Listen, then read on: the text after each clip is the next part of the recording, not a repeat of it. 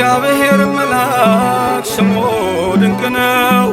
ለጾርዓ ሰው ለማኑኤል እንደነገረው በመሠዊያው ነበልባል ውስጥ ዐረገ።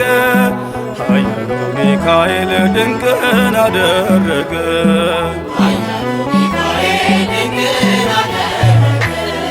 የእግዚአብሔር መልአክ ስሙ ድንቅ ነው። ለጾርዓ ሰው ለማኑኤል እንደነገረው በመሠዊያው ነበልባል ውስጥ ዐረገ። ኃያሉ ሚካኤል ድንቅን አደረገ።